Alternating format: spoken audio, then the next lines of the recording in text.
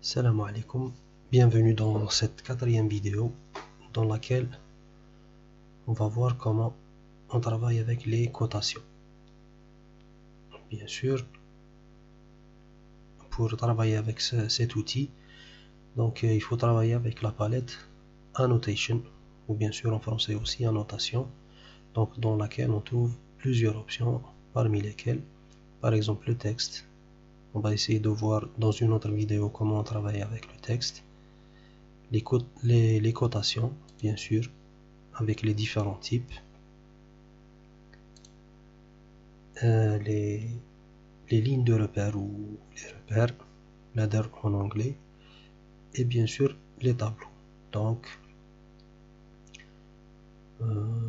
la palette annotation, c'est dans la palette annotation que se trouvent les cotations.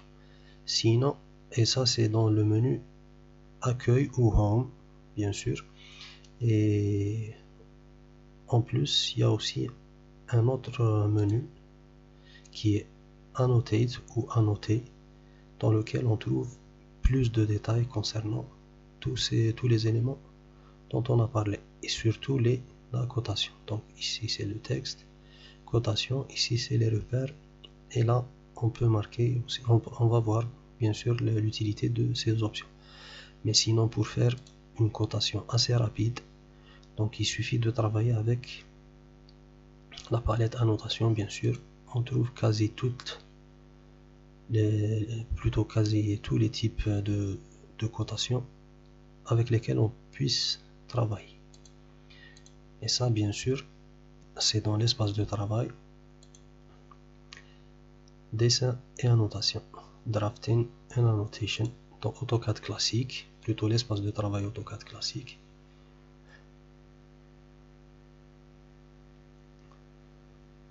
On pourra bien sûr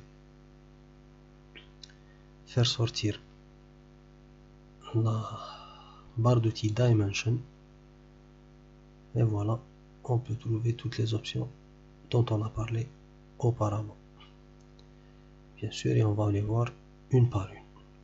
Bien sûr, les plus importantes, on va dire, parce que il y a des commandes qui sont plutôt des spécialités de la mécanique ou les autres options. Donc nous, on va essayer de voir les options les plus importantes et avec lesquelles vous pouvez coder un plan, bien sûr, d'une manière architecturale, bien sûr, assez logique. Donc on va commencer avec les types de cotation. Donc on va commencer par tout simplement l'option Dimension ou Dimension. Vous allez la trouver bien sûr, ou code plutôt en français. Donc c'est une cote, on va dire c'est une cote rapide. Voilà. Donc on peut faire plusieurs cotations. Je peux m'arrêter ici. Sinon, on peut faire un alignement ici.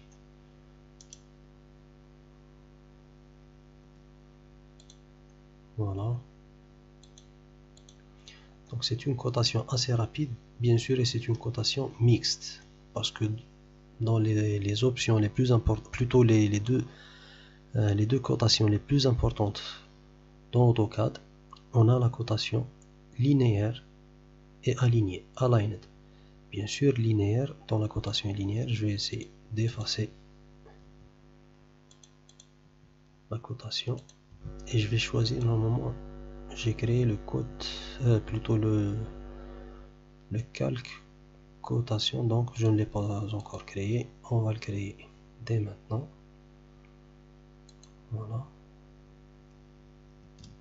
cotation. On va changer de couleur bien sûr.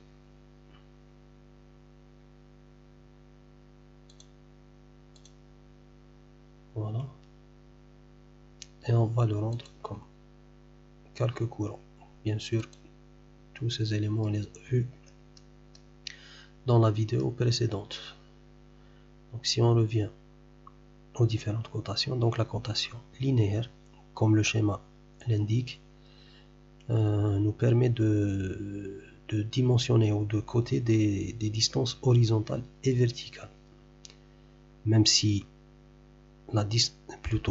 l'élément à dimensionner est incliné. On va voir un exemple. Donc là, on est sûr d'avoir la distance horizontale. La couleur du calque est un peu sombre, donc je vais essayer de la changer. Voilà. Voilà, c'est mieux. Je vais même la rendre encore plus claire. Voilà. Donc, comme on a dit, donc ou bien une cote horizontale ou verticale.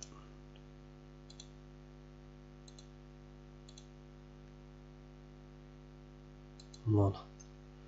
Donc, si on a par exemple une cote inclinée, bien sûr, j'ai réutilisé la cotation linéaire. Donc, par exemple, cette dimension qui est inclinée, ce type de cotation, la cotation linéaire, ne me permet pas d'avoir la distance exacte. Donc, on peut avoir ou bien la distance verticale ou horizontale. Bon, on peut avoir bien sûr, on peut avoir besoin de cette cotation. Sinon, pour avoir la cotation inclinée, donc il faut utiliser la cotation aligned, ou en français aligné, bien sûr. Donc on va choisir ce type de cotation, bien sûr, et maintenant on sera capable d'avoir la distance exacte, bien sûr, et parallèle à la distance. Donc pour revenir maintenant à la commande dimension, donc cette commande, bien sûr, on va dire c'est une commande mixte, donc il y a les deux en même temps. On peut avoir une cotation alignée comme on peut avoir une cotation linéaire plutôt. Mais il y a un risque dans cette cotation, c'est de se tromper, par exemple à un degré, on va dire quelques degrés, surtout avec les accrochages. Donc par exemple, voilà, et donc même les autres cotations vont être influencées. Voilà, donc pour avoir on va dire les dimensions exactes, horizontales et verticales, il vaudra mieux utiliser les cotations linéaires et alignées. De plus, cote ou dimension nous permet aussi d'avoir une cotation continue. On va voir après l'utilité de ces cotations. Donc ici par exemple, voilà, donc on peut par exemple continuer si on a plusieurs, par exemple plusieurs distances. On va dire qu'il y a une autre distance ici par exemple. Voilà, donc comme on a dit, c'est une mixture entre plusieurs autres cotations, et cette cotation continue, bien sûr ici on n'a pas, mais on peut la voir ici. Voilà le dernier type de cotation que j'ai fait avec la dernière commande. Donc c'est une mixture entre plusieurs commandes, alors que ces commandes bien sûr sont normalement séparées. Donc on va supprimer, bien sûr, parce que ça commence à devenir brouillon. Voilà. Voilà. Donc comme on a dit, linéaire. Voilà. Une première cotation et alignée.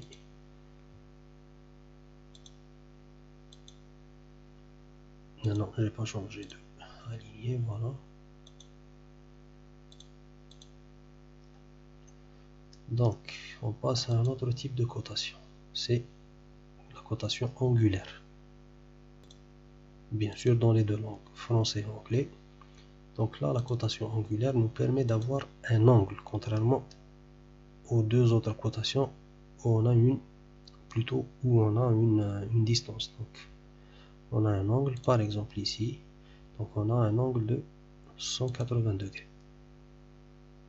On va répéter là aussi. On peut avoir l'angle de l'arc, comme on peut avoir aussi l'angle entre deux lignes ou deux segments. Voilà, donc c'est 68 degrés. On essaye aussi avec cet arc. Donc là, c'est 124 degrés. Ainsi de suite. Donc là, c'est le degré. C'est très important d'avoir ces éléments dans ce qu'on appelle plan d'exécution. Donc, tout le monde, bien sûr, l'architecte, l'entrepreneur ou le maçon, bien sûr, tous ont besoin de ces éléments. Un angle, par exemple, pour bien que le travail soit bien effectué. Sinon, il restera des lacunes dans votre plan et bien sûr, il y aura des problèmes à régler. Donc là, c'est angulaire pour avoir un angle, contrairement à arc, qui lui c'est la distance de l'arc. Là, on a un angle 180 degrés et là, c'est une distance. Donc, on va dire c'est en mètre linéaire ou ça dépend de l'unité avec laquelle vous travaillez. Donc là, c'est 6,2. Bon, c'est normalement c'est 6,3 mètres. Bien sûr, en arrondissant. Voilà. Donc, voilà. Donc ici, c'est arc length ou longueur d'arc. Rayon ou radius, bien sûr, c'est on va avoir le rayon de cet arc. En général, c'est les formes arrondies. On répète aussi. Là, donc le rayon, il est de 1,92. Et là aussi, on peut avoir. Voilà, donc c'est le rayon et le diamètre. Bien sûr, le diamètre, c'est le double du rayon. Bien sûr, ça dépend de quoi vous avez besoin et c'est à vous de choisir la cotation à utiliser. Voilà, donc le rayon, c'est le double ici, c'est 4. Ordonné. Donc pour cette commande, j'ai dit qu'il y avait des commandes qui sont plutôt orientées ingénierie ou bien sûr c'est pour des pièces mécaniques ou quelque chose dans le genre, donc je vais éviter. Bon, en résumé, c'est comme si on va faire, comme le schéma bien sûr l'indique, c'est comme si c'était un système de coordonnées par rapport au 0 qui est tout à fait en bas à gauche. Donc là, c'est les axes des ouvertures ou des trous qui ont été faits dans cette pièce, bien sûr, et il nous montre la position de chaque cercle. Bien sûr, nous, on n'a pas besoin en architecture de cette option. Là aussi, c'est pour les pièces aussi pour les pièces mécaniques ou que normalement voilà, c'est des pièces mécaniques, mais là c'est quand le cercle, plutôt quand le centre du cercle est à l'extérieur de la forme. Donc on fait cette forme en français je crois c'est voilà, c'est côte raccourcie, mais bien sûr comme on a dit, donc on va pas trop insister dessus. Donc voilà les différents types de cotations qui existent dans AutoCAD, bien sûr. Donc selon le type de forme que vous avez, donc vous pouvez bien sûr coter toutes les parties de cette forme ou de ce plan. Il existe aussi d'autres deux types de cotations donc qui sont aussi très importantes, plutôt l'une d'elles, parce que l'autre normalement on ne l'utilise pas trop en architecture. On va la voir dans le volet annoté. Donc c'est la cotation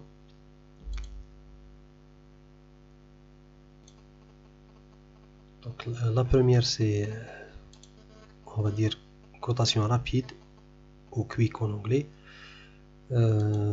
On va voir l'utilité de cette cotation. Donc comme son nom l'indique, c'est une cotation plutôt c'est une cotation qui va nous donner les dimensions les plus importantes, on va dire, dans une forme. mais bien sûr avec une détection automatique des points.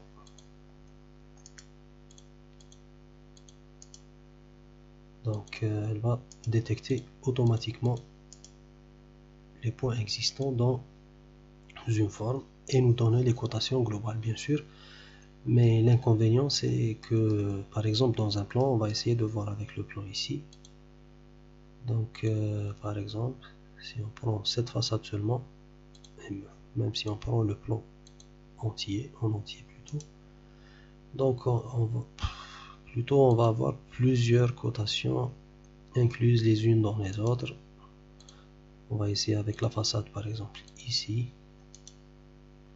Voilà, donc trop compliqué. Il prend même en considération les petits traits, alors que là par exemple on n'a pas à côté les dimensions de la fenêtre.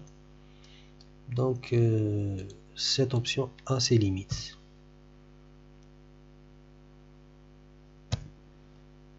Voilà. Sinon, le deuxième type de cotation, c'est la cotation continue. Et pour la faire, bien sûr, il faut commencer par une cotation, bien sûr, horizontale ou verticale. Là, par exemple, on commence par les axes, bien sûr, quand on va coter un plan, surtout dans un système par exemple poteau-poutre, bien sûr selon le système de constructif plutôt, les cotations diffèrent, mais globalement on a plusieurs types de cotations. Enfin, parmi elles, c'est ce qu'on appelle la cotation entre axes. Bien sûr, c'est la distance entre plusieurs cotations. Donc cette cotation continue, bien sûr, nous permet d'avoir une suite, bien sûr, sans refaire à chaque fois, sans appuyer sur la cotation. On va essayer de faire une autre avec ce qu'on appelle distance du nu au nu du poteau. C'est bon, la première nous démontre les axes des poteaux, bien sûr, qui sont très importants dans le chantier, et la deuxième plutôt les dimensions et les distances entre les différents poteaux. Donc on va continuer. Voilà.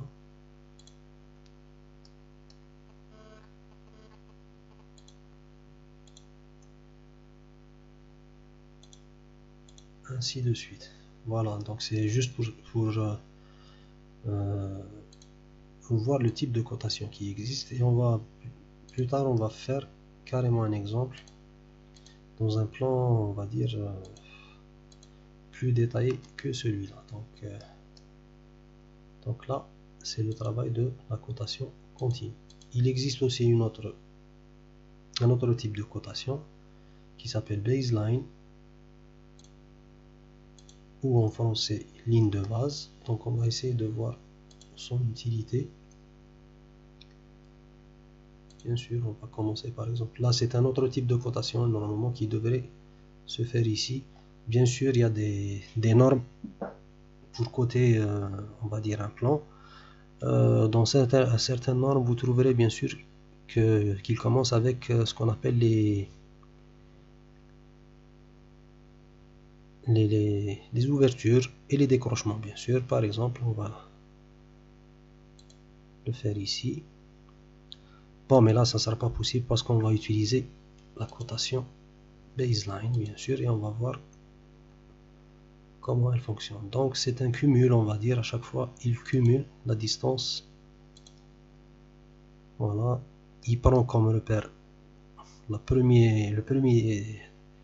on va dire la première distance qu'on a choisie, bien sûr le premier point, et il va nous faire des cumuls à chaque fois. Bien sûr, ce type de cotation n'est pas conventionnel dans un plan architectural, ou plutôt du moins dans un plan classique. Peut-être on peut l'utiliser ailleurs, mais là normalement ce n'est pas juste de faire un type de cotation comme on vient de voir, mais c'est juste pour voir l'utilité, bien sûr, ou comment fonctionne plutôt cette cotation. Donc voilà. Donc on a vu pratiquement toutes les cotations qui puissent exister dans AutoCAD.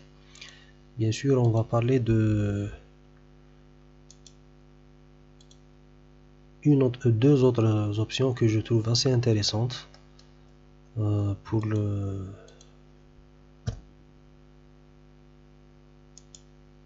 qu'on pourra bien sûr utiliser lors de notre travail. Par exemple ici, si je fais une autre cotation, par exemple ici, et qu'elle n'est pas alignée par rapport, je peux la mettre ici, mais par exemple, je me suis trompé ou j'ai mis par exemple, je l'ai mise ici. Donc je pourrais utiliser ce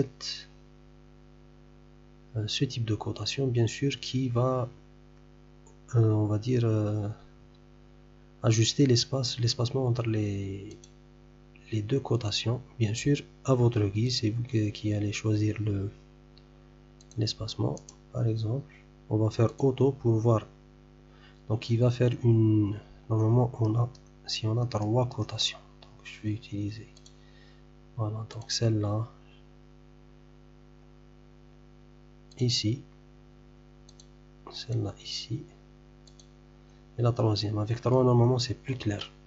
Donc on choisit l'option Adjust Space, ou en français c'est bien sûr ajuster l'espace. Ajuster l'espace.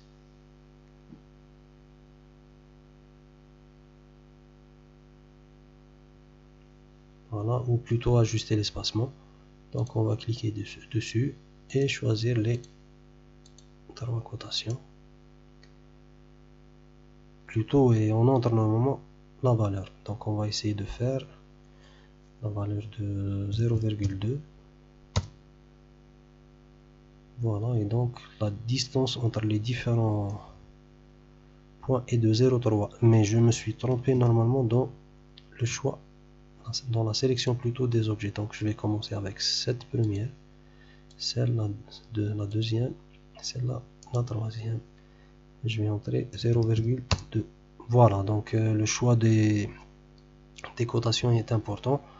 Donc il faut choisir bien sûr en ordre croissant ou décroissant. Et bien sûr, si je rentre 0, on va la faire ici. On confirme et la valeur c'est 0. Donc les cotations s'alignent. Voilà. Pour l'autre type de commande, on va dire, bon, sans la faire, puisque normalement on doit avoir ce qu'on appelle une coupe brisée.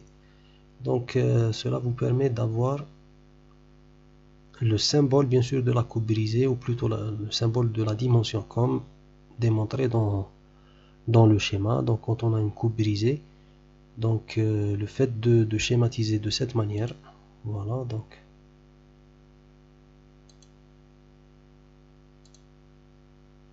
là on démontre, voilà, donc ce symbole nous démontre que la coupe normalement devrait être brisée quelque part, et bien sûr normalement près du symbole ici. Donc bien sûr, comme on a dit, ce symbole démontre que là il existe une coupe brisée. Bien sûr, normalement vous devrez connaître c'est quoi une coupe brisée. Voilà, on peut la voir ici dans le schéma. Voilà grossièrement les commandes avec lesquelles vous pouvez bien sûr coter votre plan, bien sûr de manière assez claire et assez logique, on va dire. Donc on va pas trop continuer dans cette vidéo parce que déjà on est à 24 minutes.